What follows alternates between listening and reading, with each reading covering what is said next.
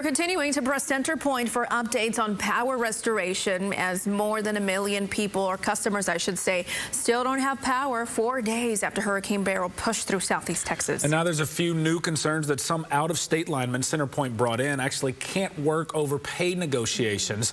That's got anxious Texans worried that the restoration work is going slower than it should. There is a lot going on, but our ABC 13 Liliana Pearson is live in Spring, where major power outages are still being reported at this hour. Yeah, and it's no surprise, Myra, that those major power outages are still being reported because of messes just like this that can be found all over Spring. These are power lines that are completely covering the sidewalk in both directions. They're impacting the flow of traffic. There are snapped off power poles dangling yards in the air above us. And residents that I spoke to today say they haven't seen any crews out here to start cleaning up messes like this, let alone start restoring power. In Spring, the exhaustion is ramping up.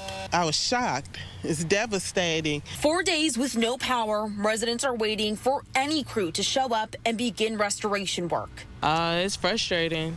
It's very frustrating. That feeling has grown after people online claiming to be out-of-state linemen said they couldn't begin helping with restoration efforts as pay negotiations prevented them from starting work. CenterPoint telling us today that is not happening. Instead, saying crews from over a dozen states are working 16-hour shifts because right now, more than 1 million people still don't have power. You see there's like probably 15 or 16 trees that's still hanging on the power lines. I mean, there's no close time to say that it's going to be air. According to the CenterPoint restoration map, this neighborhood had their damage assessment completed.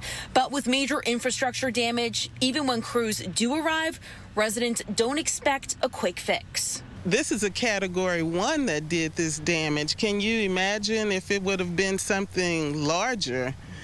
I told him, I said, so if anything else larger than a Category 1, or even if it is a Category 1 come through, we're going to have to leave. And residents here in this neighborhood tell me they're all getting different messages on when crews are supposed to be here, on when they can hopefully expect to see some power back on. In the latest update that we got from CenterPoint early this morning, they said at the very least crews are going to continue working around the clock through the weekend. From Spring, I'm Liliana Pearson, ABC 13 Eyewitness News.